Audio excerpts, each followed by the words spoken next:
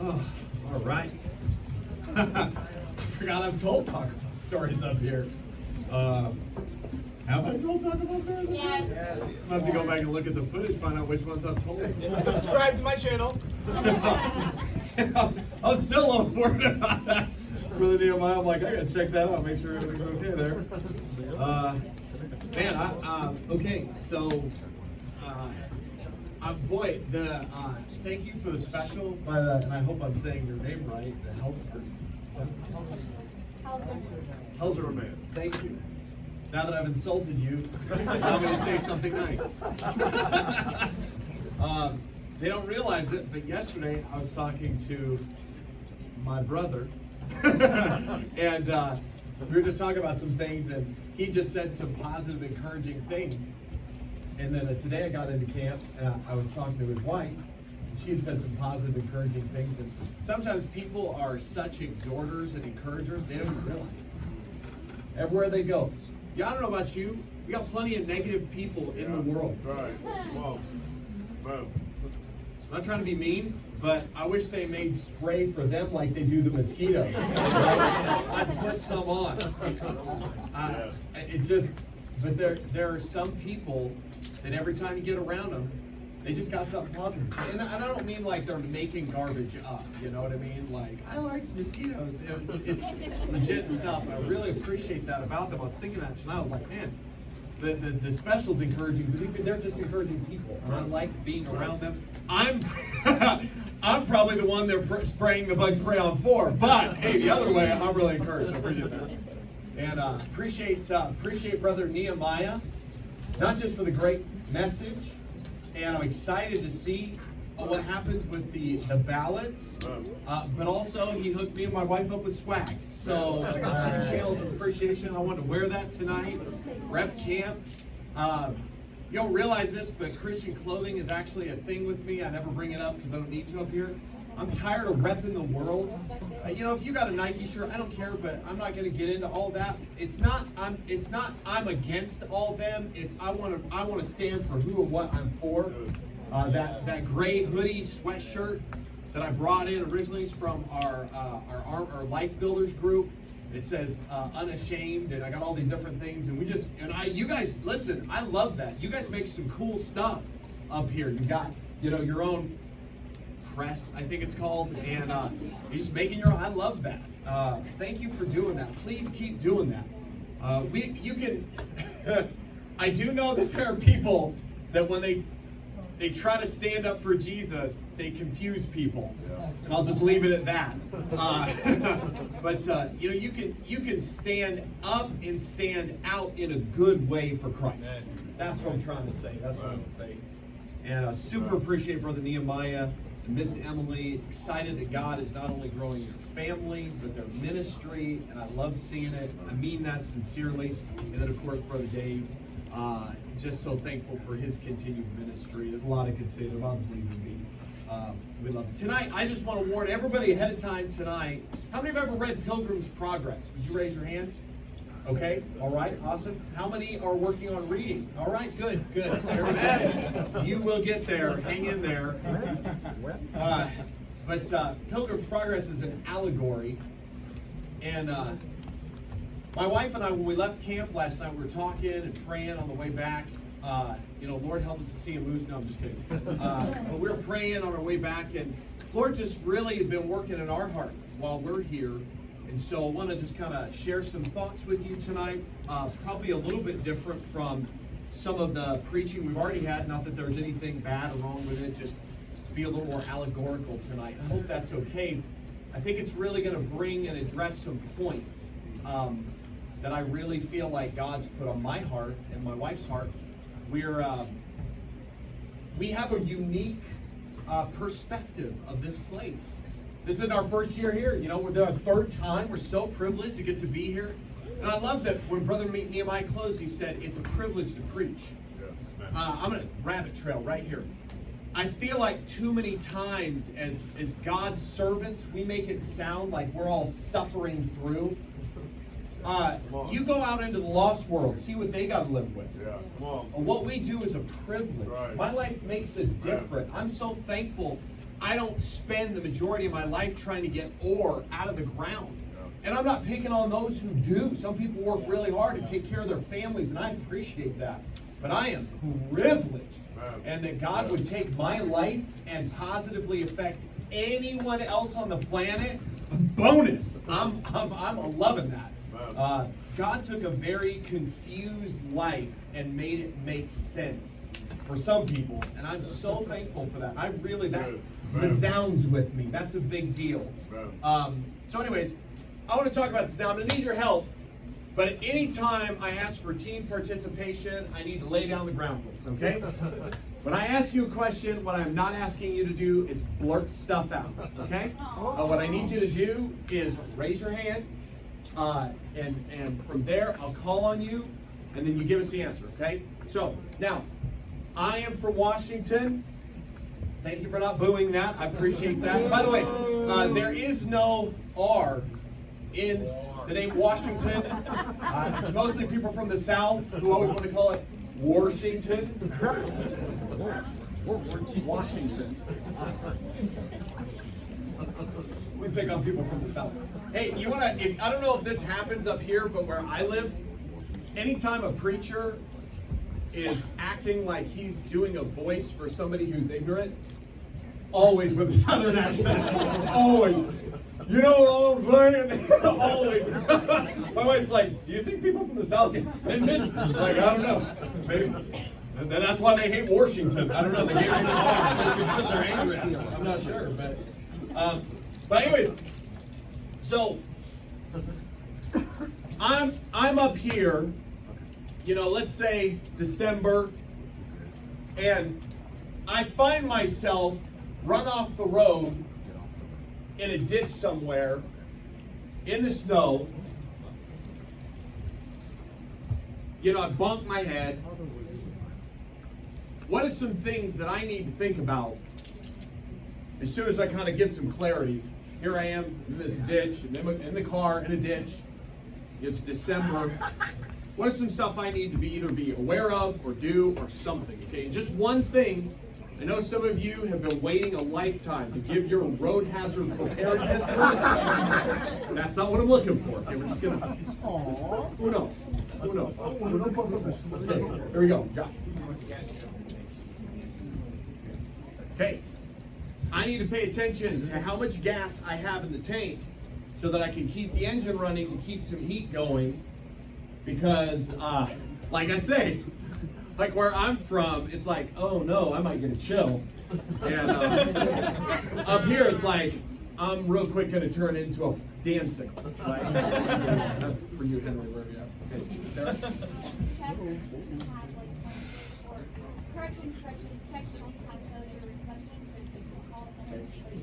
Check if you have cellular reception, right? That you definitely want cellular reception up here. Kai. Can you repeat it, please?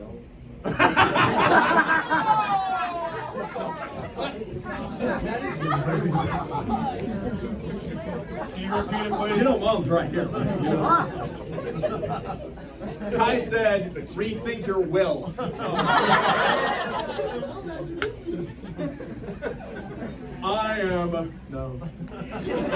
I give all, no.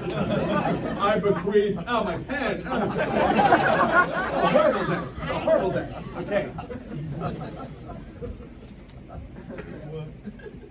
Man, I'm trying to remember your name so bad. Andrew? No, that's my brother. Nathan. Thank you. Nathan. Check your you and anybody else in the vehicle, physically check yourselves or them out, looking for injuries, cuts, bleedings, broken bones, or anything. Okay. He always said bump your head. So, okay, hold on. Okay, I want this made very clear at camp. Nathan said, check yourself.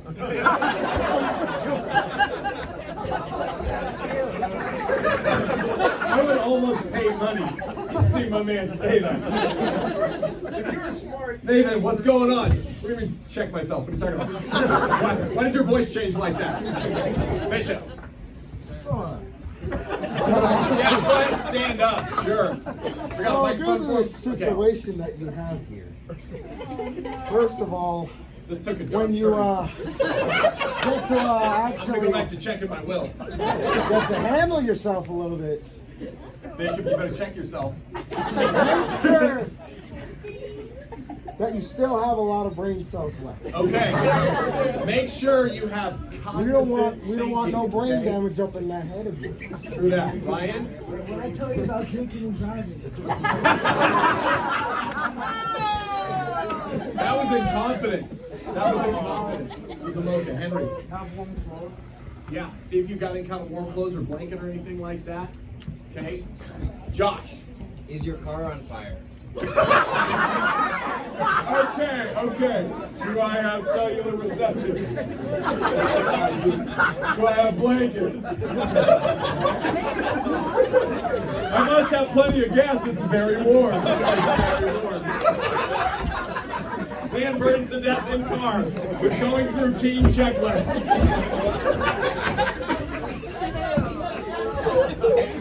State trooper says, we must have been from Washington.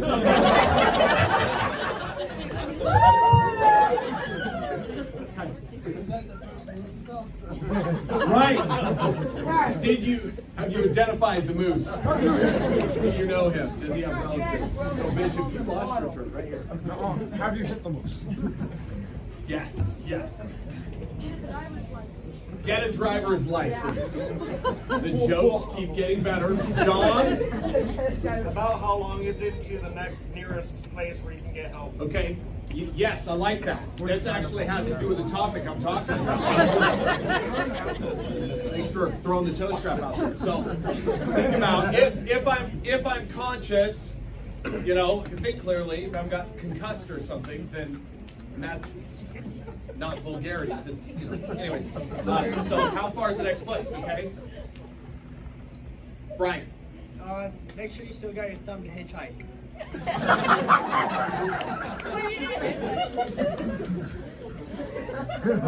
Good. Because I'm sure your exposed hand to the side of the road. No. Dear Lord, help me to not get in an accident with some of these people. Because we are. What do you mean? I'm trying to say Little man in the back. What? Get out of your car and run. Get out of your car and run. He said get out of your car and run.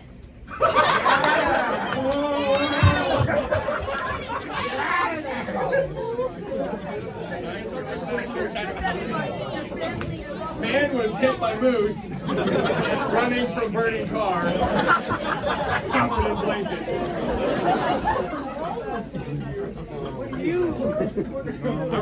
When I was thinking of this illustration, I was like, they're from Alaska, they're going to get this. I need to rethink that. Emily?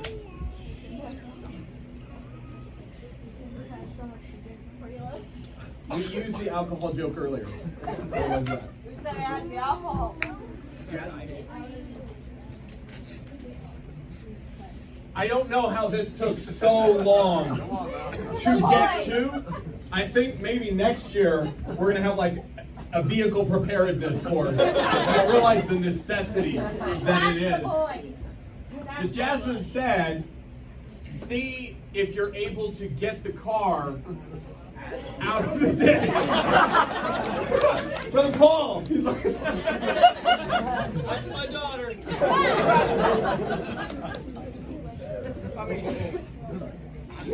I mean, I'm gonna do that all myself. make sure see if you have change for your tires. I'm assuming that's just like a requirement up here to have change.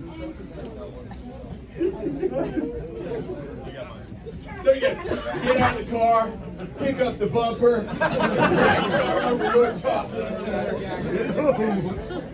grab a piece of moose jerky, denounce the lower 48, and go on.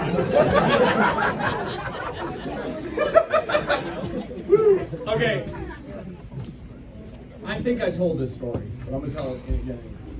So, yeah, story time a little bit. So we got one of our guys was getting ready to go to college in Tennessee, and I'm talking to him about it. He's really nervous, And he feels like, and I'm like, what's the big deal? And he's going to a really nice college. And he's like, well, and long story short, he was afraid that people from the South were all backwards and he wouldn't fit in. This is kind of the summation of the story. I'm like, this is not the case, man. This is a great college. And so a couple weeks after he's there, I decide to call him to see how he's doing. Because I know he was really nervous and everything. So I call him up, and he didn't answer his phone to get his voicemail. So I get this great idea. Last minute ideas with Brother Dan are not always great ideas. So I get his voicemail, and I'm like, oh, okay. And so I was like, hey, man, how y'all doing? Oh, you have a great countdown. I just went on and on, you know. And so, anyways, later I'm talking, it was like a month later, I'm talking to him, and I was like, oh, hey, did you ever get my voicemail? I was like, oh, yeah. And I was like, yeah. And I was like, don't you feel like that's kind of ridiculous? What you originally thought? And he's like, well, yeah, kind of, and everything. And so then he's telling me, he was like, yeah, the guy I played it for was really offended. I was like, what? He plays it for this other guy who's a local, and he's like, do people from Washington really think we sound like that? This is the guy from our church. Yep. No joking. Yep. That's what Brother Dan thinks. So if I ever get, attacked by people from Tennessee, you'll know what happens. So now this is not everybody in the room. Okay, I'm going to say that. It's rare that you're going to go to a youth camp and not find some young people who have been traveling through life just like the rest of us. And whether through their own fault with decisions they're making or someone else ramming into their life, they get knocked into the ditch. And let me be really clear about what I'm defining as being knocked into the ditch. I'm not talking about, something that bothers you for a day. That's just kind of like swerving out of your lane for a minute, right? But I'm talking about you can't just get going again with life. Right? You got something that has knocked you into the ditch and you're stuck, right? You got hurt, you got anger, you got confusion, you got all this stuff spinning around inside, and you don't know how to get you back into life, going again. And I'm trying to be really cautious, but I'm really taken back this year by how many young people, and I don't know everybody, I haven't talked to everybody, but I think some Holy Spirit discernment, I think some experience through the years, different things like that. I feel like there's a lot of young people in the ditch. Now, I'm not saying everybody, I'm not. There's some young people here, you're doing well. I can tell you're healthy, you're moving forward as much as I can tell. Can't know another person's heart. But I just want to tell you, as a friend, as somebody who doesn't live here but knows enough of you and spends enough time, and I think there's some other leaders here, you know that too. And I want to spend some time tonight just talking about, number one, dealing what to do with being in the ditch, and then number two, how to help other people get out of the ditch. A lot of times we run across our friends and our loved ones. Like when I told the story the other night about my parents getting a divorce, and I told my friend, he didn't have the first clue what to do for me, but neither did I, right? So I just want to kind of take this allegory, if you will, and I'm going to carry it on. We're just going to keep going with this thought, and I think it will help you. I feel like if I just told you the answer, you wouldn't get it. But if I can use a picture, like being in the ditch in the snow, you guys know about that. That's the thing. They were talking, Brother Dave was telling me about Easter, and 18 inches of snow just got dumped on you guys, and even experienced Alaskans are getting stuck. And this makes sense to you guys. This is a reality you deal with all the time. And so I felt like that will be able to relate to something that's more complicated, like mentally and emotionally being in a place where you feel like you're stuck and your tires are spinning and you don't know what to do and you don't know how to get out. And I want to, if you'll allow me to, and not, one of the things, if you know me, one of the things, I am just trying to be God's servant. I'm not trying to be Mr. Know-it-all. And I'm not saying I have all the answers and all that kind of stuff, but God has all the answers, and I believe that as His servant, He sent me. And I not only want to help the young people, but I want to help the workers as well. Okay? So let's start here. And by the way, I'm going to say this too. Young people, I have found myself in the ditch within the last 18 months. If you think as older people we don't end up in the ditch, if anything, I would testify that the hole is deeper, right? It's more complicated to get out, and we go through it too. I personally feel like there's some workers here tonight, and they're here for you, and they're trying to focus on you. But honestly, if they were transparent, they're in the ditch. They're suffering. Their tires are spinning, and they're not sure what to do. They're not sure how to get back to the zeal and the energy that they had for Christ. And it's not that they don't love God. And it's not that they're not going to church and reading their Bible. But their tires are spinning. They're not sure what to do. And I want to help tonight if the Lord will allow me to. So what do you do if you're stuck in the ditch? Number one, don't get lost in why you got stuck in the ditch. Don't get lost in why you got stuck in the ditch. Well, someone came by and hit me and knocked me into the ditch. And so here you are. Now, please hear me. Here you are sitting in your car. What little daylight you have is disappearing. The temperature is dropping. And I love what Josh said. You don't even know how much gas you've got in the tank. You don't know if you have cellular reception. And you're sitting there clenching your steering wheel, angry at the person who bumped you into the ditch. Listen to me. You got to let that anger go. Because you got to get you out of the ditch. You can sit there clenching the steering wheel, wishing that person harm. But they're not even around anymore. They're a long way down the road. And it's not about them. It's about you. You're in the ditch. We got to get clear thinking and realize, I got to get out of here. It's not about them anymore. Right? We can deal with them when we get out and we get healthy. But for now, let's focus on just getting out of the ditch. Boy, I know some young people, you're in the ditch because your fault. Your bad decisions. You were warned. You had been given instruction, but you didn't listen.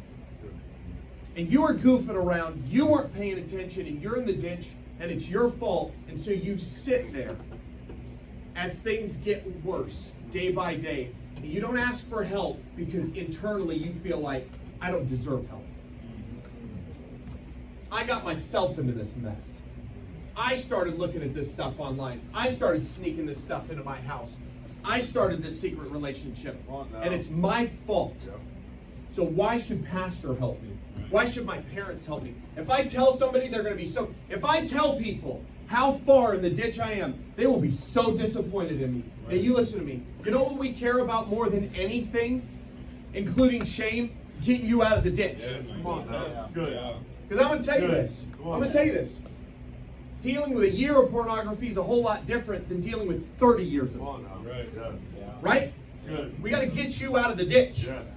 And I'm sorry when you got to go tell mom and dad, I wrecked the car. I was being stupid. But that's no reason for you to sit there and keep suffering. Don't lose sight of the objective and get lost in why you ended up where you ended up. And I got some people just, they can't process all the anger and hurt they have at this other human being, so they're not focused on getting out of the ditch. And I got the other group, they're sitting there with self-loathing every day, putting themselves down because they're not worthy. Do you think all of us have avoided putting ourselves in the ditch? There was someone to help us. There was somebody to care for us. Just was stated earlier, when you're in the ditch, you got to start asking yourselves questions. Number one, am I hurt? Am I hurt? it's important to know if you're dealing with a serious emotional hurt. You may not realize this. Insomnia. I'm not talking about you went to bed, you went to bed one night and you couldn't sleep. No, I'm talking about you've been having problems sleeping for weeks. Insomnia.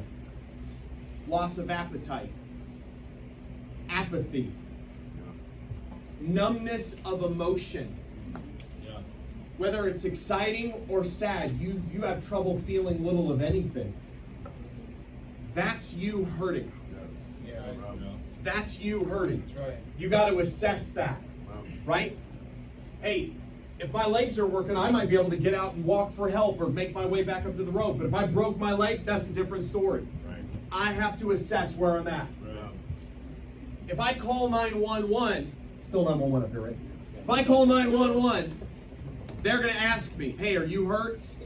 They don't know. Even people who are trying to help me can't help me if I don't tell them what's going on with me. Well, I can just never say it right. I don't care. Keep trying. You articulating things in a masterful form is not the goal. The goal is get you out of the ditch. We'll send an ambulance, we'll send the tow truck, whatever we need, but you got to help us help you. Because we don't know. I'm somewhere. Can you be more specific? We want to help. Can you move? What can you see? Now, you can't see everything like adults necessarily can, and that's not because we're amazing people. We've lived a lot more life, right? Some of you, I'm living like 3 of your lifetimes. And so, believe it or not, I can see a little bit more than you can, but what can you see? What do you think the problem is? Where do you think it started? What do you think the solution is? Help us out. What do you see? Do you know where you are? Do you know where you are? I'm discouraged. I'm broken. I go home and cry every night. Nobody even knows about it. Do you know where you are? Do you know where you are?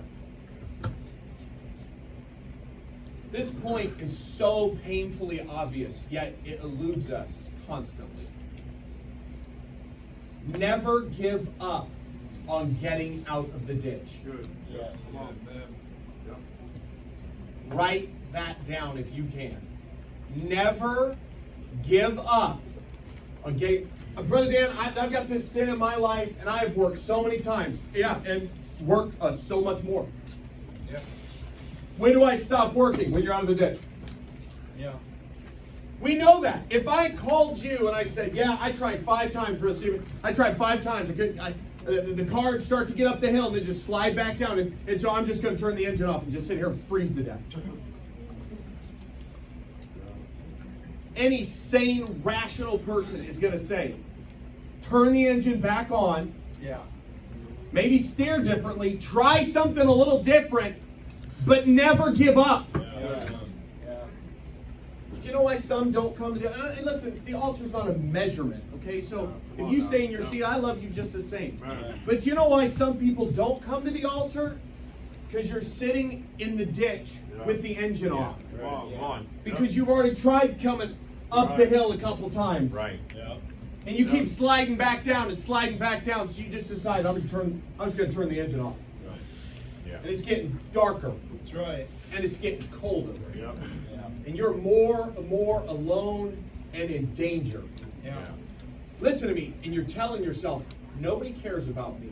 Hey, we don't know to care about you. That's right. Good. Yeah, that's good.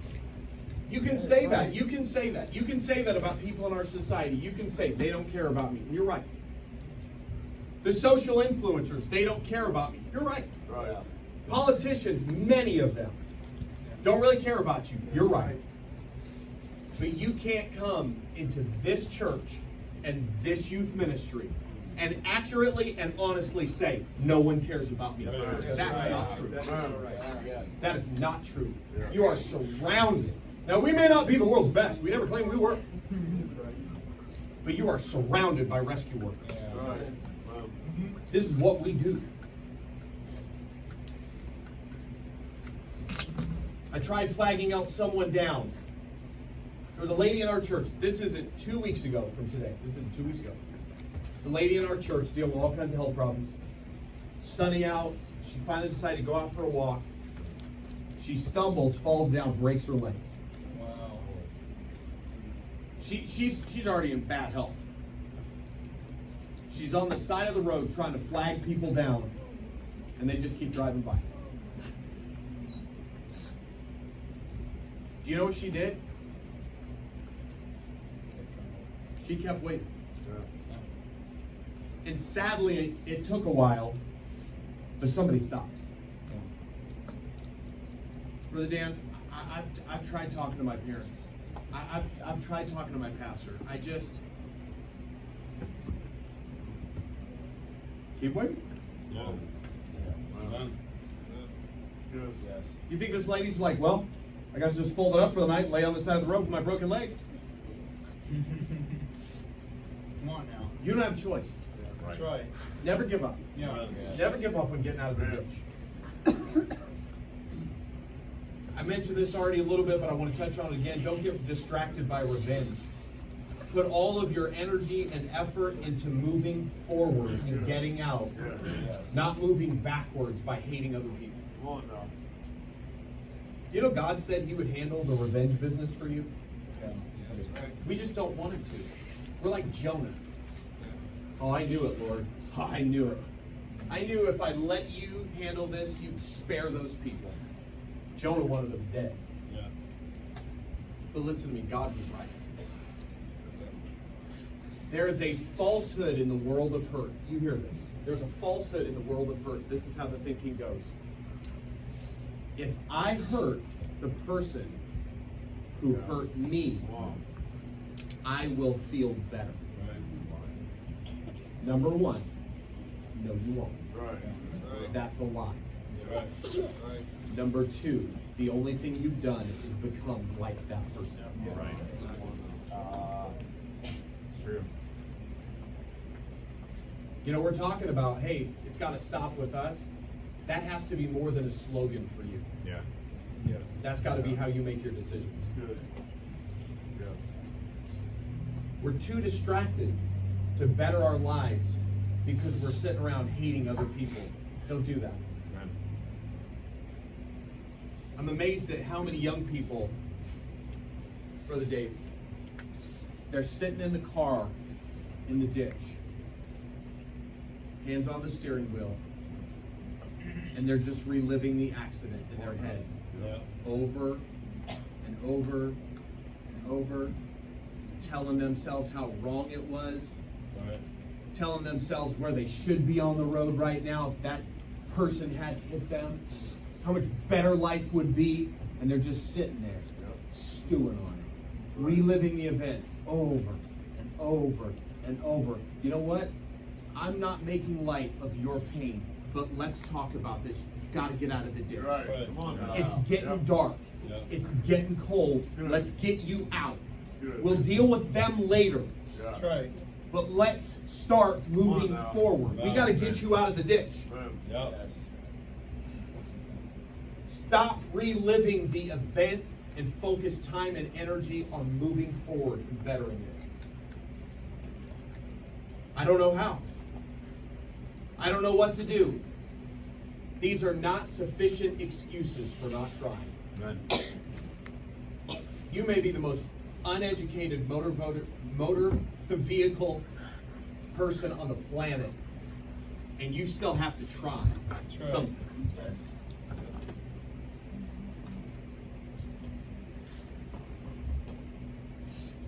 You know I care about you. I hope you do. I do not say these things to hurt you. Some of you are sitting around in the ditch criticizing other people who are not in the ditch. Come on now. I'm, Come on. all you kids, you don't know what it's like to be an orphan. Do you really want them to suffer? Do you want them to feel? Are you going to feel better because they hurt like you hurt? Is that going to help? Come on. And now we're angry at all the people driving by in life, and we look at their lives and we say, they must be going to have some fun. They have no idea what it's like down here in the ditch. But if 100 other people are down there in the ditch with you, does that help you get out? Hey, listen to me. Be proud of your heritage. Be proud of those things that are distinctly you. But don't be mad at other kids because they haven't suffered what you've suffered. You hating them doesn't help you get out of the ditch. That's right. Doesn't help you get out of the ditch. We form these little hurt clubs, and we exclude all the other kids who don't know what the suffering we're doing is like. Instead of trying to get out of the ditch, we want to form a club for all the other kids who are in the ditch. Yeah. We all sit around and commiserate together. Wow. If it doesn't apply, just drive on by. Instead of forming a club, let's get you out of the ditch. Come on. Why not all these other kids? Let's get you out, then we'll go get them out. If you've been on the same slope, you'll probably know better how to get them out. But not before we get you out. Got kids in the ditch trying to tell other kids in the ditch how to get out. You're both in the ditch. Probably need somebody else to help us. A dozen more people in the ditch doesn't get us closer to getting out. Call the right people for help. I'm gonna call somebody from Washington who's got an electric neon leaf. Come pull me out of the ditch. Not a good idea. They probably haven't seen snow. Where I'm from, you think I'm kidding. 2 inches of snow, they're shutting stuff down. Not kidding. I try to tell them, man, I go to places, they don't close stuff until the snow crosses the top of the door line. Right? Yeah. Listen, you try to turn to other younger people, they're sliding off the road like you are in life, man. That's right. A few of these old curmudgeon-y people sitting around here, they're snow ditch specialists. They've been pulling people out for years. And they might not be the fuzziest bears on the planet, but when it comes to emergency rescue, they're good at what they do. That's right. Call the right people for help. Right. Well, I just don't know what I would say to my pastor. I don't know what I would say to my parents. Help is a good start. I was in the ditch. I called the pizza delivery guy. He didn't know what to do. Give me a pizza feast then, at least.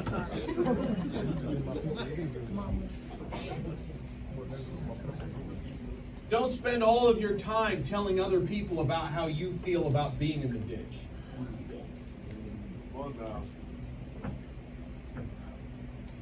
911 operator. Yeah, I'm stuck in a ditch. Where are you? I feel awful. Are you hurt? I'm lonely. I have some young people, all they want to do is sit and talk about their problem.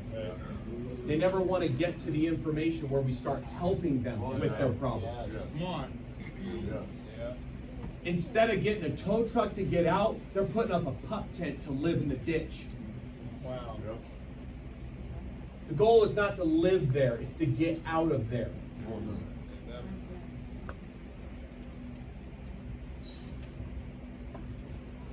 I hope you'll listen to this. I hope you listen to all of it. To deal with real trauma, you must have a real relationship with God. Your partial or plastic relationship will not suffice. You've grown up in or around church, you know what to say. Right. You know how to act. But when you're dealing with real problems, you need a real relationship.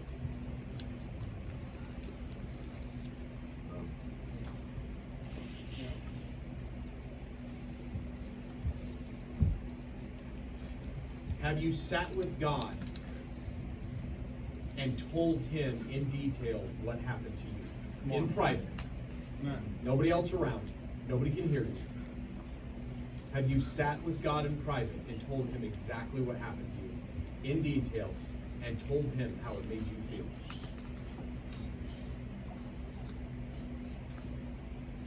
See, I talk to some young people and I'll say, hey, are you praying about this? Yeah, I'm really praying about it. What are you praying? Are you really talking to God There it is. about what has happened to you? In detail. Alone. Where if you need to, you can cry some tears. By the way, this isn't just teenage advice. I've given the same advice to grown men. Good. This is why we walk with God daily in His Word. Are you searching the Scriptures daily for those Scriptures that minister specifically to you and your heart and your mind? Yeah, I'm really trying to see if the Lord will help me. Great. What are some verses you've memorized? I really have any. No offense, not surprised you're out of the ditch. Not out of the ditch. Yeah. A partial or plastic relationship with God will not do. Right? The pizza delivery guy's Prius is not sufficient to pull you out. We need genuine power. That's right. Insert whatever brand of vehicle you like. Ask God to show you what the next step should be.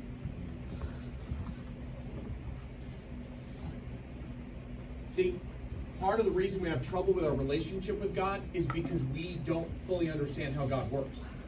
See, we think when we ask God to help us out of the ditch, He's going to levitate our car and bring it over, and God doesn't do that. What God does, this is how God works. You end up in the ditch, it's getting cold, it's getting dark, you don't have anything, and you're going, I'm losing all hope. So you turn to God, and all of a sudden a jogger comes by. Right. In awful weather, you're like, you're a nutbag, what are you doing out here? But he said, I saw you. I just happened to be by this way.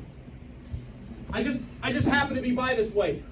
And God sends somebody. Right. When you weren't scheduled to be here, you ended up in a camp. Yeah. God sent some guy from Washington to talk about what you felt in your heart. Do you think that's an accident? Come on. This is how God works. Right. Yeah. This is how God helps people. Good. Well, Pulling out.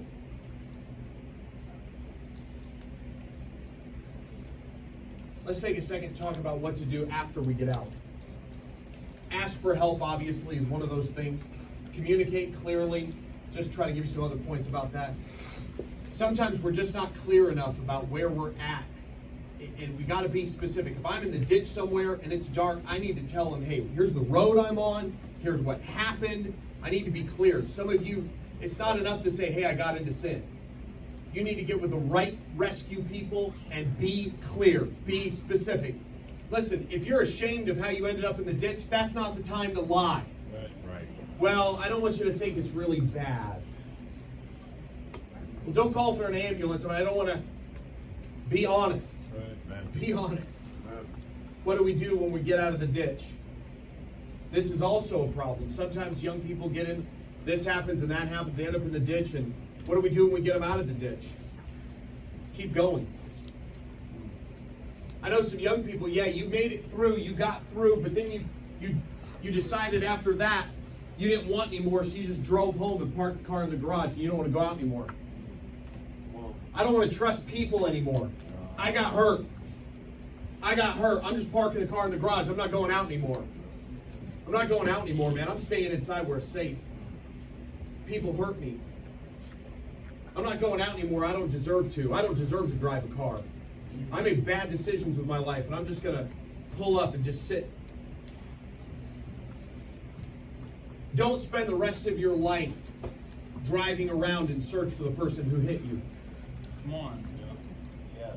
Did you get back on the road and head back to where you were going? No way, man. I'm all about getting even with this person. Get going. Get back to where you were going. Yes. And instead of spending all your time trying to justify or find revenge, go help someone else get out of the ditch. Right. Man. Well, Help someone else get out of the ditch. sir. Don't assume you'll never end up back in the ditch. Yeah, like, I'm looking at the older people because, you know, some of us, we like turned it into a parking lot, right? We've been there too many times, it feels like. Okay, let's talk about this. Let's talk about how to help others who we think are in the ditch. Hey, teenager, you know better than we do where your friends are at. That's right. Okay? That's right. Again, I'm talking about, you know, so-and-so talked about a good friend and they didn't like it and they, you know, I'm talking about that. But you know your friend's in trouble. Come on now. Man, I'm so sorry. I can't remember the two stories I have told. I know what messages I've preached, but I can't remember what stories I've told, what I haven't told. When I was in school, this was a long time ago. When I was in school, there was a girl in our youth group. I found all this out later. There was a girl who was a good friend of mine who was in our youth group. She had snuck into her parents' bedroom for something. And on Dad's dresser, she found a brochure for kind of a girls' reform school. Now, she had already had it. She was the only girl in the house having a lot of problems at the time. So she thought that was her. So she decided, I'm out. I'm out. So now these girls have got to be, I think one was 15 and the other one was 16. That's right. So the one girl told her friend about it, and they decided we're going to run away together. And this was their plan. They gathered up all the money they could gather up. They gathered up around $300, and they were going to run away to Seattle together. You go, that is not a real story. Yes, it is. After school, because they went to our Christian school, after school, the girls disappeared. So finally they start talking to friends, because they know, if anybody knows, friends know. So they pull one guy in who's close to the one girl, and they say, hey, what's going on? And so finally he spills the beans. And he said they're hiding in the woods by the church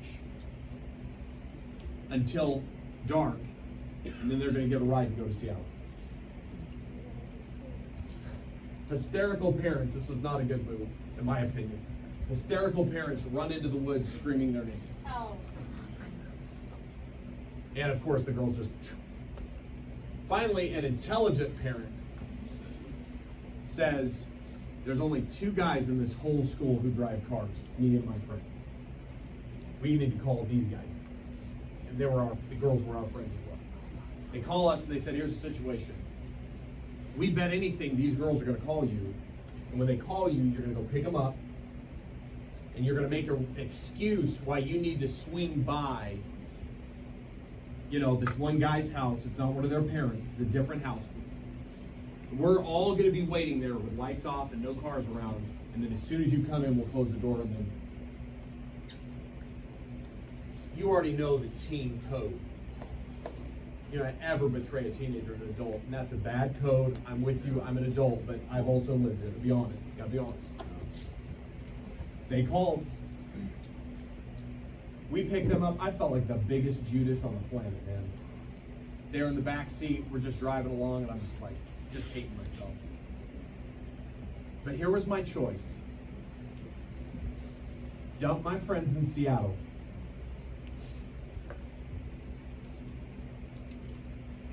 Or turn them over to their parents. I don't know what you would have done. I don't know what I did. We made an excuse. We went over to the friend's house. Oh my word.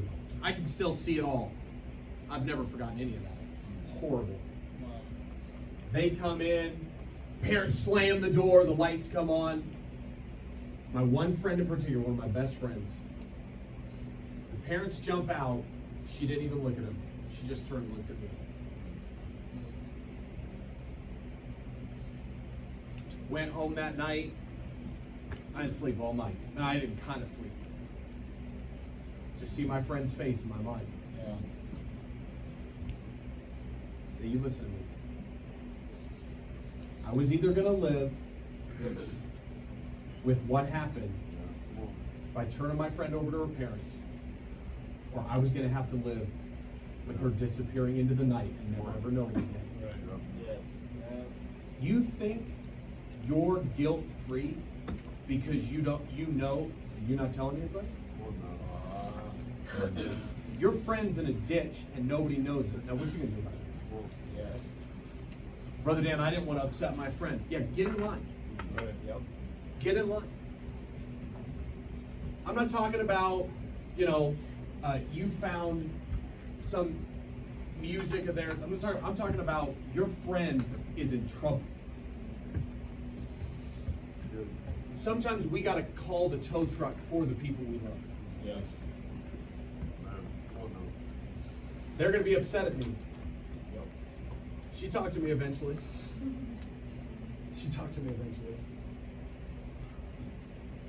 We gotta help our friends. Some teenagers, no offense, you're some of the worst help out there. Hey, I'm not trying to attack you, but hear me. Some of you climb down into the car with your friend in the ditch and just spend all your time sympathizing with them about being in the ditch. Yeah. Come on now. I talked to Brother Dave. He didn't give me a bunch of sympathy. Yeah, I know. He was busy trying to get you out of the ditch. Some of you, that's all you do. You get together and you just wallow in the ditch. Right. Come on. Reliving the event over and over. Tell me again what happened. Where'd those lights come from? How'd it sound? How did you feel? Brother Dane, you're cold. No, I'm not. I spend more time getting people out of the ditch. If sympathy got people out of the ditch, I'd be a sympathy factory. Yeah, come on now. Sympathy's getting nobody out of the ditch. Right. Hey, I'm sorry it happened. I don't agree with it. I'm not for it. Yeah. But let's get you out of the ditch and back on the road. Man. And so sorry we don't want to spend all our time pass around tissue about it. Come on. Right? We've got life to live. That's getting you back on the road. Hey, support your friends, but don't sit around all day sympathizing with them. Well, that's never happened to me, so I feel extra bad for you. Get them out of the ditch. Wow. Good. Sympathy doesn't do it. Getting together with friends and comparing accidents. Discussing who has it worse in life and who's further in the ditch. Doesn't help anybody. Yeah. Telling your friends, just stay positive. Just stay positive. Be positive. Positivity is a good tool to use to encourage each other while you're trying to get out of the ditch. Good. Yeah. But when you climb in the car with them and sit there and do nothing and say, well, just keep a positive attitude, that's a waste of time. Yeah. Right. Now, your friends getting discouraged about trying to talk to mom and dad, trying to talk to and find passages, be positive. Give them some encouragement. Help them get going again. Yeah. Then it helps.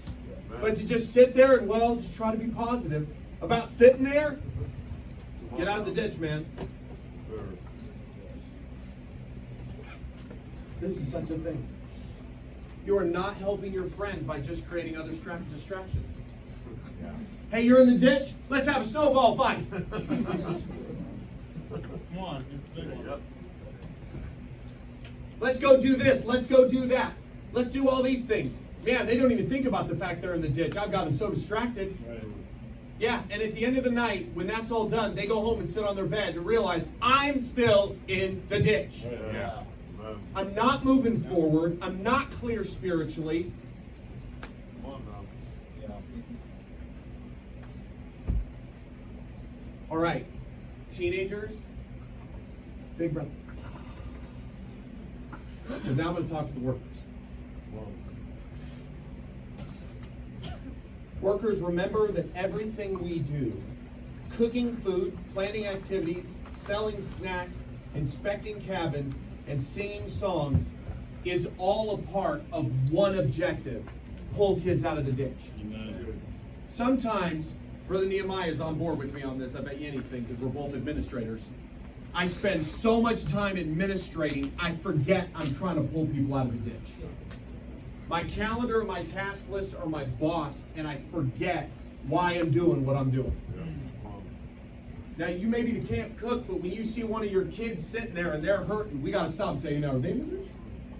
Well, And you don't even have to be the right person to help them, but if you see it, hey, if I'm driving a little nothing car, it's got no power and it's barely making it down the road, and I see somebody in the ditch, I may not pull over and climb down there with them. You know, I'm in shorts and flip-flops, so I'm like, okay, I may not be the person, but I can go tell somebody. yeah. I can go get help. Come on. You go, man, I just came to help Brother Dave for a couple of minutes. That's fine, but if you pass by, let's get some help. Good. Brother Dave, I don't know what's going on, but I got a kid in my cabin and it just doesn't seem like everything's normal with them. You probably already know about it, but I just want to check in. I'm just afraid there's a young person in the ditch, and I don't want to be so caught up cooking, singing, playing that I miss what I'm doing. Good. You a rescue worker for Jesus. That's who and what you are. Yeah. That is first and foremost. And if we skip a meal and don't have a song and forgot an activity, we'd be all right. Good. Come on. As long as we get some more teenagers out of the ditch. Man. Help them out. Good. I have no one in mind for this. Like Brother Nehemiah, I have nobody in mind for this. Don't. I'm gonna have to memorize that, Brother Nehemiah. Don't leave without shoes on. Our world's just been through some crazy stuff this last 18 months, and I just feel like in ministry, not every ministry, but I just feel like in ministry, there's some places where there's some young people stuck in the ditch. All of a sudden, they hear a knock at the window. Help's there. They roll down the window, and there's the man of God. There's the person. There's help. Help's there, and they yell in the window, "Hey, the last election was rigged. You be careful of those vaccines." Yeah, come on. Yeah, but I'm in the ditch. Yeah. Come on now. I know I should care about more of that stuff, but I'm hurting on the inside. Come on. I don't know what's going on. Hey, listen, you better do this. You better do that. You better what? Hey, social justice is out there. Come on. They're so busy yelling about all this stuff in the world, they forgot they're a rescue worker. Yeah. Right. Hey, I care about elections, but I don't care more than I care about kids in the ditch. Good. Come on. When you get out on the main road, let's talk about it. Come on. Let's talk about it. Let's pull over. I don't care. You may disagree with this, and honestly, I'm going to struggle to care. I don't care if I got to wear a mask or not to get a kid out of the ditch. Good. I don't care. Wow. Now, where my personal rights support me, super important. But I care about getting kids out of the ditch. Good. That's what I care about. All the other stuff will catch up on that, but let's get you out of the ditch. Wow. Let's make sure you're being ministered to. Ministered to. Let's be where we need to be. Let's set the priority. Workers, tools that you can use, that God has given you to help young people who are stuck in the ditch. Number one, your own personal walk with God. Your own personal walk with God. I'm not here to hurt you. I'm here to help you. If you found out all the preaching and everything I've done this week and I didn't spend 10 seconds with God in my own personal time, I don't know about you, but like, I'm suspect about that. I feel like he's pretending to be something, but he's living something different. Your own personal walk with God. If your vehicle is falling apart, you are going to have trouble pulling someone else out. There's a good chance you're going to slide down there with them. Paul said that he didn't want it so that when he preached Christ to others, he himself was a castaway. Your personal walk is essential, because whether you believe it or not, your personal walk isn't just about you. Yeah. It's about other people who are hurting. I talk about praying all the time. It's not because I'm super spiritual. It's because God's put me in a place where I just pass a lot of people in the ditch. And I can't have an off day. I need to be connected to God. I need to be connected to God. Your personal walk with God. Number two, use your heart. Use your heart. Care about people. Hurt people hurt people. Right. And when you're hurting, it's hard to care about other people. Right? But that's why God strengthens us so we can care about other people. I have so many great stories from this camp, but they're just too personal, so I can't share them all. But there are people here who care about other people here, and I love it. I love it. Keep caring about one another. Use your heart. Campers, that applies to you too. Oh, adults. Teenagers, you can amen if you haven't. Adults, use your ears. Amen. Use your ears. Sometimes you climb down and you've assessed the situation before you've even talked to the driver.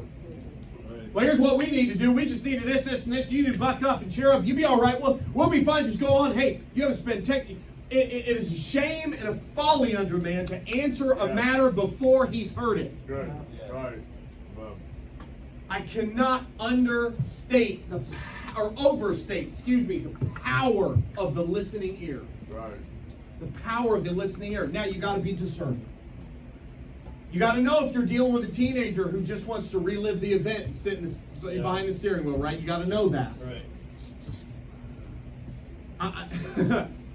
God showed this to me through our staff years ago. I just kind of been pastor, I hate to say promoted, but pastor had put me in charge of the staff. And that's really awkward when you've all been on the same level and now you're the guy, that's weird. Anyways, I'd have work people come by, come to my office, and they're all worked up. It's like, oh, brother, can I talk to you? And it's like, yeah, what's going on? This is a true story. This has happened at least 4 or 5 times to me. Brother, can I talk to you? Yeah. Have a seat. Well, I got a problem with so-and-so, and, they've been doing this, and da-da-da, or I got this issue, and da-da-da-da. They're all worked up. They're talking, and I'm like, I'm trying to listen. I'm like, okay, I'm trying to be a good listener, and what do I think the solution's going to be here? And I'm not kidding about this. I've had people sit in front of me, and as they're talking, they're going, I know I shouldn't feel this way. I know so-and-so's this and that, and I know I shouldn't feel this way, and if I just gave it to the Lord, He'd help me, and they're literally working the problem out while they're sitting there. Right. Not kidding. Had people not realize that I have said nothing, and finally go, Brother Dan, thank you so much for helping me. Thank you so much for helping me. Man, Brother Dan, thank you. Walked out the door. There's somebody close to me who had suffered just a horrible traumatic experience when they were younger. I wasn't trying to be Mr. Counselor. We just had one night gotten a conversation about stuff, and man, the second they started into it, Brother Dave, I'm like, I'm over my head here. But I love them, and I could tell their heart was just being squeezed, and I just let them talk. I don't know that I really said much of anything, but I know the next day they came to me and said, you helped me so much last night. Thank you. Workers, we don't have to have all the answers. Right. We don't have to have all the, but we got to care enough to spend at least 5 minutes to listen to somebody. Good. We're so busy trying to throw answers at people and throw them a toe chain, we don't even know what happened. Yeah. Let them talk for just a little bit. And if they overtalk, then we'll help counter-correct. Let them talk a little bit. Know what the issue is. Be a good listener. Then it's time to use our mouths. Use the tool of your mouth. Tell people the right things. Use your mouth correctly. Never make promises you can't keep. Oh, this is such a mistake. Yeah. We got a young person who's hurting and we want to help, so we just start saying stuff. It's a mistake, man. All of a sudden you're telling them, hey, everything's going to be okay. It's going to get better. You don't know that. Right. You don't know that. I've been around long enough to see bad go to worse, go to horrible, go to nightmare. And you're sitting there telling them, it's going to be fine. It'll all work out. Maybe in the end. Be careful just writing blank checks to people, giving them false expectation. Don't do that. Adult, listen to me. Please, let me help you. Don't ever promise to keep a secret. Don't ever do that. Right. Brother Nehemiah, I want to talk to you about something. But Brother Nehemiah, you got to promise me you're never going to tell anybody. You got to promise me you never tell anybody. I always tell our young people, I will never do anything consciously to hurt or embarrass you. Yeah. But if I deem you need help, I will tell someone. None. I tell them that up front. None. I had a grown man in our church, one of the oldest men in our church, came by my office one day. I was honored that he wanted to talk to me. He said, Brother Dan, I need to talk to you. He was visibly upset. He said, I need to talk to you about some stuff, but before I do, you have to promise me what you're going to tell me that you'll never tell another person. And I said, you know I love you. You know I'd never do anything to hurt you, but I cannot make that promise. And with tears in his eyes and anger in his heart, he stood up and walked out of my office. I felt like a horrible human being, but I knew I'd made the right decision. You don't get in there and go, yeah, no, I would never tell anybody. You don't do that. You don't have a right to do that. Right. You find out that teenager's been thinking about ending their life and you're gonna zip your lips? Yeah. It's time to call the tow truck. It's time to call the rescue team. It's time to call, Delta 5, 6, get them in Good. and get some help. Right. I'm not gonna get up and publicly broadcast your problems. Maybe time to call mom and dad. Might be time to call brother Dave. Might be time to call pastor. Use your eyes as a tool. What scriptures have you read? Right? What have you seen in their lives? What insights can you give them? What experiences have you had that may help them? Are you the right person to help them? Just because you have the answer doesn't give you the right to give the answer. The pastor had first started pastoring our church. There was a woman whose husband was very violently abusive. One day she confided in one of her adult friends about it and said, this is what's going on. And their friend, filled with indignation, said, you know what, you just need to stand up to him. You need to stand up to him. She did. And he killed her. That advice that she gave, she has to live with. Right. You need to know if you're qualified to be handing out the advice. Yeah. Teenager, your friend comes to you and says, man, I can't handle it. I'm thinking about ending it. You need to know, I'm not qualified. Let's get you to some help. Amen. I've already seen this week at camp, and I love this. I've seen teenagers with other teenagers going to workers. Don't abandon them, but say, I'll go with you. Let's get you some help. I'll go with you. I'm not the tow truck driver, but I'll go with you. We'll get some other friends. We'll go with you. Instead of all climbing into the ditch and commiserating about your life, we'll all just get together and take you the person. We'll all get you together. Hey, everybody grab a corner of the bed. We'll just take you to Jesus. Oh, there's a roof. We'll rip the roof off and lower you down. We don't have the power to heal you, but we can get you to somebody who can. Yeah. That's who friends are. Good. Use the Spirit of God. Let me ask you a question. When's the last time you and your friend talked about, or a teenager talked about a problem and then ended that thing in prayer? We say we trust God. We say He has the power and we're looking to Him, but we don't. We talk to Him so little. If you've talked to Brother Dan this week, there's a good chance we ended everything in prayer. Why? Because it's the greatest help I can give. Right? It's the greatest help I can give. Well, I don't know what to say. Help this person struggling. They're dealing with this. I've been praying for some teenagers this week, and by the way, I want to be really cautious with this. I pray for you microscopically compared to Brother David. Right. Yep. These other workers, they're praying for you all the time, all the time. Right. Well, pray with each other. Your friend comes and wants to commiserate. Hey, let's stop and pray about this. Yeah. Man, it'll make a difference.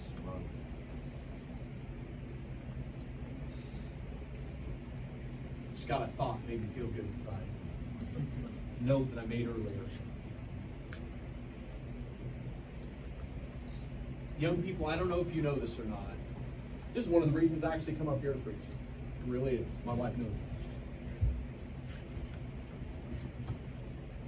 I know that I'm in a... If the call came in tonight, we got the information that a teenager was on their way out to camp, and they got run off the road, and they're in a ditch somewhere between church and camp. We don't know where, we don't know what happened. All we know is they're in a ditch, and they're in trouble, and they need help. What do you think would happen? Hey, I know why you're laughing. I can't even honestly process the number of trucks, quads, and buses, and probably a couple teen guys on canoes who would blow out of this place to go find those people. Right. And I want to tell you something. Your youth workers, they're not going to get it right the first time every time. They're not going to understand it all. Okay? But I'm telling you this, if I was in the ditch, I know they'd come get me. And at first they may throw some gravel under my tire, and if that didn't work, they might put a board under it, and if that didn't work, they'd get a chain, and if that didn't work, they'd do something else. Some of you gave up on your youth workers too early. Right. They didn't get it right the first time. They didn't understand how bad off you were the first time, so you gave up. But you need to understand one of the greatest things about your youth workers is not that they have all the answers, it's that they just ain't going to give up. Sooner or later, they're going to get you out of the ditch. Honestly, I can see myself sitting in a ditch and Brother James shows up. He's going to get me out of the ditch. Well, 2 camps ago, somebody was making a joke that hurt my feelings, and I'm sorry about that. But you know what's more important than that? These are the kind of people who help you get out of the ditch. That's who they are. That's who they are. That's the cloud of witnesses that you're surrounded by. Man, there's no better place on the planet to be, young people. There's no better place on the planet to be. You're surrounded by people who love you and care for you. And lest the whole service go by. Brother Dan, don't spend time in the scriptures. My soul. Go to 2 Corinthians chapter 1. Would you go there?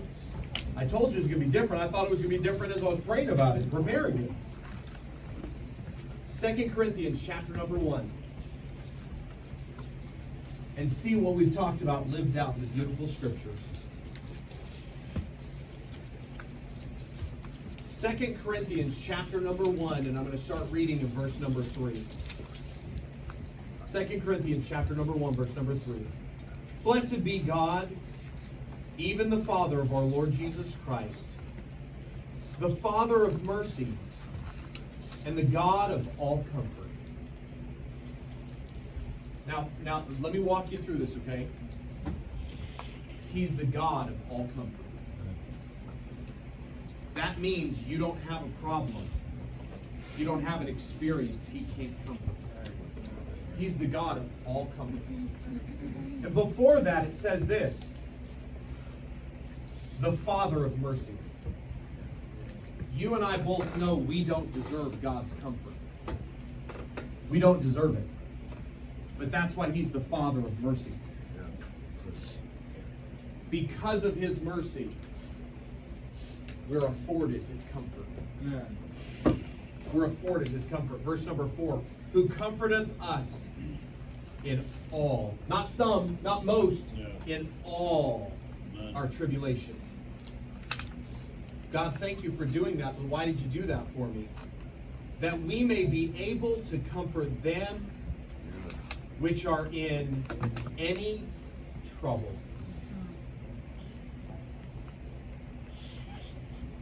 Do you know some of the best people at getting other people out of the ditch are people who spend a bunch of time in the ditch?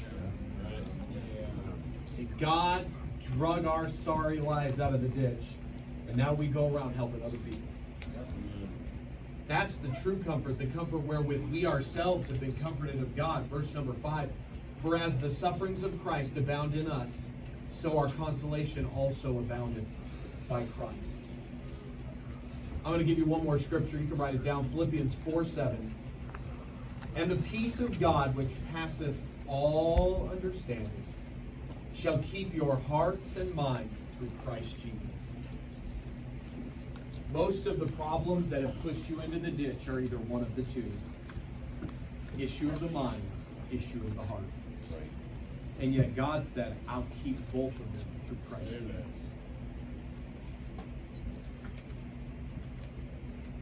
Some people, they didn't just slide into the ditch.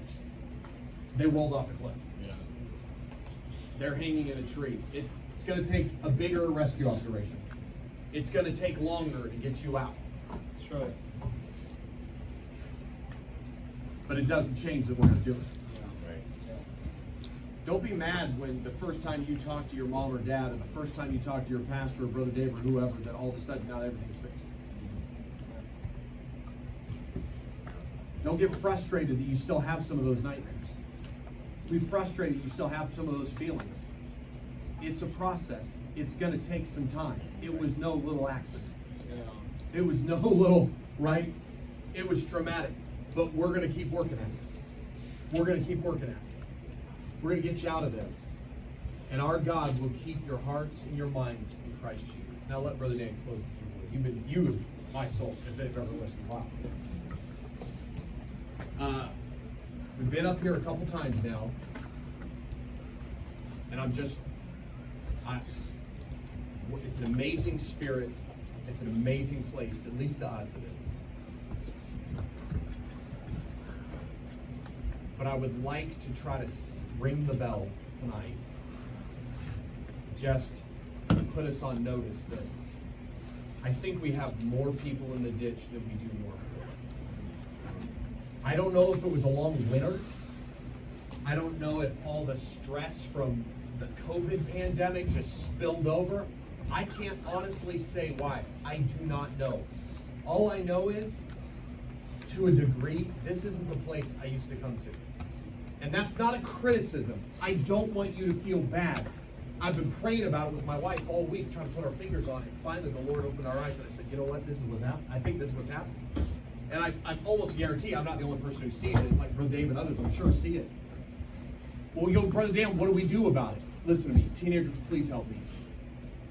Number one, we got to stop picking on each other. Sometimes camps are a time of cleansing. Right? We got sin in the camp. We got too comfortable with the world. And we need to spend a week preaching hot messages and get some sin out. Right? Sometimes camps that way. Sometimes camps are all about that next spiritual step. Right? We've had the cleansing, and now it's time to move forward. But sometimes camps are about healing. Right? Sometimes camps are about healing. I'm not trying to put anyone down. I'm not trying to make you feel bad. I'm not trying to shame you, but I'm trying to be a mirror to let you see some things maybe you didn't see about yourselves. I have heard more negative comments from one camper to the other this year than the other years I've been here. I'm like, where's that coming from? And it doesn't sound like joking. It sounds like division and strife. We got to stop that immediately. Well, they're doing this and that. They're probably doing it because they're in the ditch. Hey, you're probably lashing out because you're in the ditch. And other people joining you for suffering is not the solution. We got to start loving one another in the Spirit of Christ and saying, hey, let's get some people out. And you say, Brother Dan, I'm not in the ditch. I'm doing good. Good, because the tow trucks need a lot of workers. And it may be you to just sit and pray with a friend. It may be you to go to Brother Dave or somebody else, the appropriate adult, and say, hey, listen, I'm concerned about so-and-so, and let's get together and pray, or just that and the other, just whatever thing, and help start recovering people. And I want to tell you this. It's like, to me, it's like an emergency room. Emergency rooms have capacity. Comes a time where they just start putting people in the hallways there. Sometimes young people are like, man, I wish we had 500 at camp. We don't have enough beds. Right. And I don't mean in cabins. For that many people. Especially not up here in Alaska. You guys really know how to cook up a problem. And let me tell you what. You do everything on another level, including trauma and problems. Hey, we can't handle that many. We need to stop and care for us. Right? You don't have to attend Bible. If you're here, you're a part of it, man. Let's spend some time tonight praying for everybody else. If you're healthy, praise God. You pray for everybody else. Lord, I don't even know who Brother Dan was talking about tonight, but I just want to spend some time in prayer for any teenagers who are hurting, or any who are despondent and lost. And Lord, help us pick him up. Because listen, it's not about you getting sympathy. It's about by the time we start, at least we've started the direction by the end of camp. Yeah. At least at a minimum, started the process of getting you out of the ditch. At least you can go home and say, hey, I know I'm not totally healed and all that other stuff, but you know what? I'm taking some steps forward. Right. Yeah. I got some hope in my heart that hope is coming. Help is on the way, and I'm going to keep moving forward. We can't do it without you. We can't do it without you. It's not just Brother Dave's job. Right. Right. It's not just Brother Dan's job. It's all of us together in Christ. Would you bow your heads and close your eyes? Father, I love you so much. as different of a message as this has been, tailored specifically for this group at this point in time. Father, as interesting as it has been, I have done my best to pour my heart out before these young people. Not in malice, not seeking to shame or hurt, but through the love of Christ and the Spirit of God and the Scriptures to minister grace to the hearer, to edify the body. And Lord, as I have framed it, as I feel like you gave to me to help people get out of the ditch. I pray tonight, even in this moment, that your Spirit would bear witness with Spirit, would minister to the hearts and minds of not only these young people, but these workers. Lord, and based on the expressions I've seen tonight, I believe that this is such a real thing. With every head bowed and every eye closed tonight, and you got to look within and know where you're at. Are you in the ditch? If you are, we got to turn to God immediately and ask for his divine intervention to get you out. If you are not, would you please join the rescue team? We need the effort to be big, and we need to start pulling people out. Whether you're a worker or a teenager, we do not care. We need people praying for young people tonight. Now, with every head bowed and every eye closed, we're not going to start the piano. We are not going to stand up. We're not going to do any of that. But if you want to come to an altar and ask God to help this group, I want to invite you to come right now. Right now. Some of you know way better than I do where the pain is, who's in the ditch. Just ask the person next to you to move. Come on up.